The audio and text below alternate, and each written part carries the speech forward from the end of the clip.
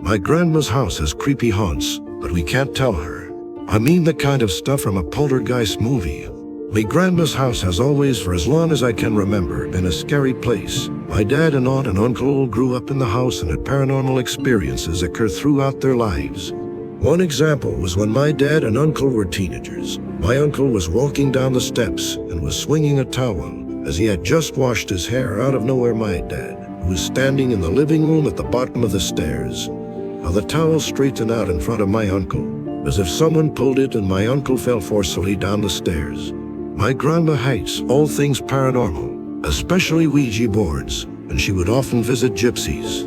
Though it is a big no-no in our family to discuss the paranormal events that occur in our house, 20 years or so ago my cousins and brothers were playing in the upstairs bedrooms of my grandparents' house. The toys were set up in the room across the hall from them, and they were all in the same bedroom playing a board game. Out of nowhere, a Hot Wheels car, no batteries, no wind-up, just an average Hot Wheels car, slowly exited the room that the toys were in, went across the hall, and into the room where they were all sitting. Needless to say, they were all terrified. Around 8 years ago, my oldest brother moved into the basement of their house. One night, when he was home alone, he woke up out of a deep sleep, having felt like he was shaken by someone. He stood up and immediately smelt. Yes, I went upstairs and outside of the house. Later, he found out there was a carbon monoxide leak, and if he had not woken up, there's a big chance he could have died in his sleep. Months after that, when my grandparents were away for the weekend, the family decided to try the Ghost Radar app in their house. We all sat around the phone and my uncle asked the normal questions, "Is anyone here, blah blah." Then he asked, "Who used to live in the basement?" At this point, my brother had moved out. The Ghost Radar replied with my brother's full first name, which no one ever calls him. We were shocked. So my uncle asked, "How did you save my brother?" It replied with the word wake. Yep, it was getting freaky. He then asked him, "What did you save him from?" And it said the word gas. We looked at ourselves shocked and in disbelief. In addition to that, every so often we would see chairs move on their own or things falling off shelves with no explanation to how it occurred. One last thing I want to mention. A friend of my grandmother's passed away a little while ago. My grandma has a clipping of the obituary from the newspaper. Every so often the obituary piece shows up in our kitchen on the table.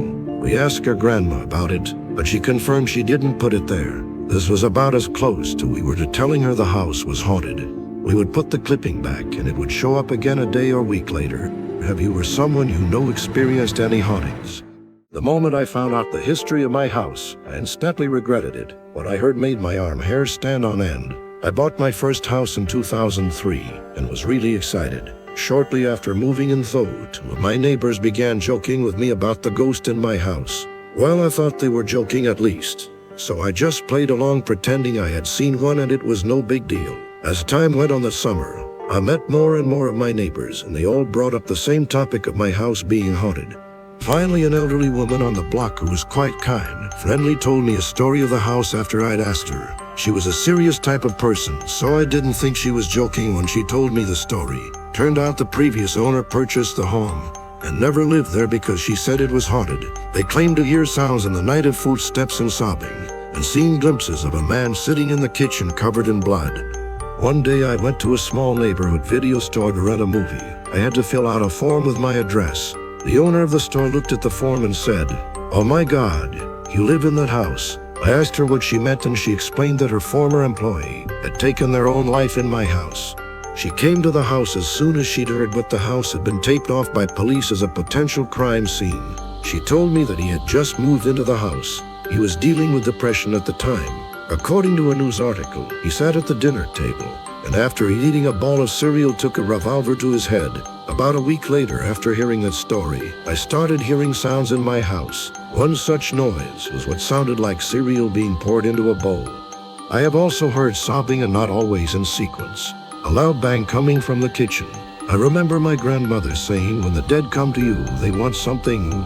You should perform an act of kindness in their name and pray for them." So I did by sitting down at the kitchen table one night, lighting a candle and saying a prayer. When I did this, I heard uncontrollable sobbing and felt a strong presence of grief or despair. Then I heard the sound of hyperventilating breathing, as though someone could not catch their breath. The sounds continued for a week or so, but they became less frequent and noisy.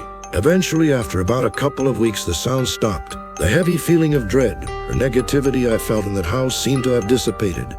So, do you ever experience any paranormal activity? Try an act of kindness, as that could be all the entity needs to move on. If you or someone you know experienced any hauntings. If your kid starts talking to a so-called imaginary friend, beware of this story. In 2013, my wife and I divorced, and we both moved into separate homes. The divorce went well, and we are still good friends to this day, partly because we have a daughter together. We agreed to split custody over our daughter, and I rented an old house in a historic district in the city where we live. It was a very pretty home, built in 1935 but kept up very well. I would have my daughter 2 weeks at a time, and she had a bedroom in the back of the house. She was 3 years old at the time, and I kept noticing her talking to her imaginary friend. One day I found her in a little closet talking to someone, and I remember her saying she was talking to another little girl named Betty. I have no idea where she heard the name Betty, as she was only 3 years old, but I just chalked it up to a child's vivid imagination. Keep in mind, I'm a single dad to a little girl. I really have no idea what I'm doing when it comes to dressing her or just little girl stuff in general. Her mother is good at that stuff, but not me. I put my daughter to bed one night after her bath. I remember brushing her hair that night, but that was all I did. The very next morning, her mom came to pick her up from my house, and my daughter was just waking up. Her mom went back to her bedroom to find my daughter's hair was done up in 2 perfect French braids. Her mom was real proud of me at first that I had done her hair so cute, but I told her I didn't and couldn't do that. I can't even braid her hair, much less do perfect French braids. We asked our daughter how her hair got fixed, and she told us that Betty had done it during the night. I broke the contract and the rental agreement and moved out within the next month.